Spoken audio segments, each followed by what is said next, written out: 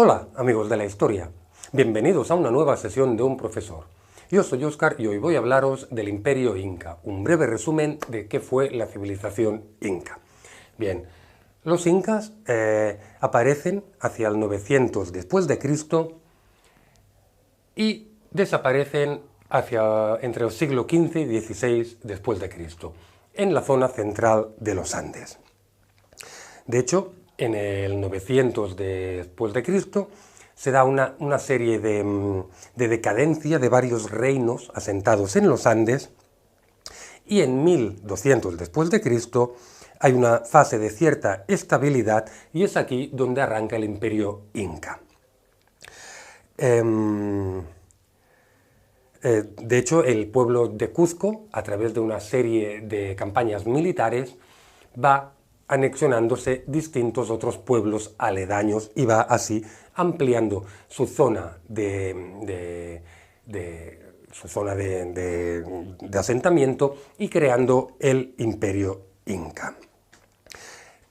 Como digo, pues fue doblegando otros pueblos y ellos crearon un sistema agrícola y económico que les permitió extenderse por una zona mucho más amplia de los Andes hasta, como digo, en el siglo XVI, la llegada de los españoles con Francisco Pizarro a la cabeza, que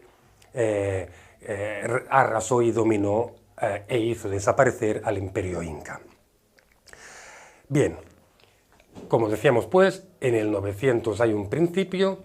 En 1200 es cuando el pueblo de Cuzco, el Imperio Inca primigenio, florece, aunque tenemos muy poca información de esta época. Y no es hasta 1437 que nos encontramos a Pachacútec como primer Inca. Este Pachacútec es el emperador de 1437 a 1471. Cuando él muere, en 1479, le sucede Tupac Yupanqui, que gobierna desde el 1471 al 1493.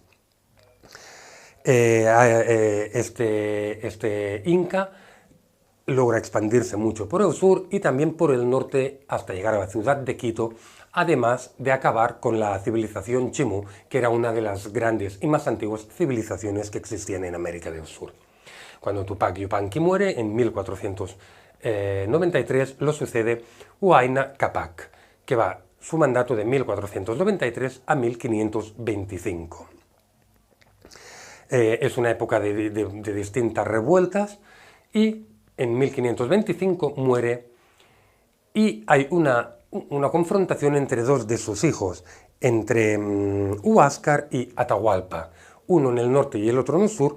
Se autoproclaman incas, es decir, emperadores, y hay un conflicto bélico entre ellos que acaba ganando Atahualpa. Pero tiene la mala suerte de que su reinado coincide con la llegada de los españoles al Imperio Inca, y como sabemos, Francisco Pizarro y sus huestes acaban exterminando y haciendo desaparecer la cultura inca. Veamos un poquito la sociedad inca, cómo se dividía. Pues encima de todo estaba la realeza, con el inca y su familia. Luego estaba la nobleza, que podía ser de sangre, es decir, familiares del inca, o por privilegio, pues eran nobles que en algún momento habían ayudado o apoyado al inca y éste les había dado privilegios. Y luego estaban los conocidos como ayllu, que eran comunidades esparcidas por todo el territorio, con su propio jefe, sus propios templos, y una masa de campesinado que era el que realmente trabajaba y hacía sostenible el imperio. Económicamente, pues, era una sociedad totalmente basada en la agricultura y algo de ramadería. No tenían moneda, por lo tanto, la base era el trueque. De hecho, los excedentes agrícolas se repartían entre el pueblo, y una parte se le daba al inca para que la consumiera y la guardara en previsión de épocas de carestía.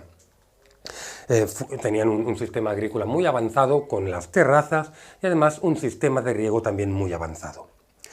Religiosamente eran politeístas, naturalistas, es decir, adoraban a fuerzas de la naturaleza, construyeron templos impresionantes, el más conocido quizá y el más importante, el templo de Osol, en donde se hacían sacrificios humanos, sacrificios animales y se daban cosechas.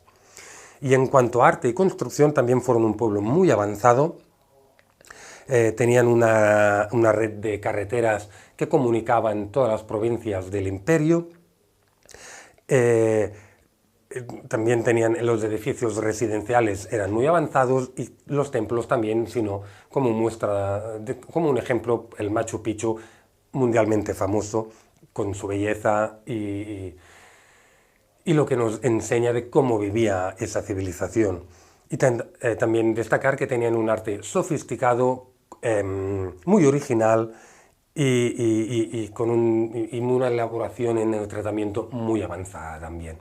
Así pues, amigos, hemos visto de forma muy resumida qué fue el imperio inca, qué épocas comprendió y un poquito su sociedad, su religión y su forma de vivir.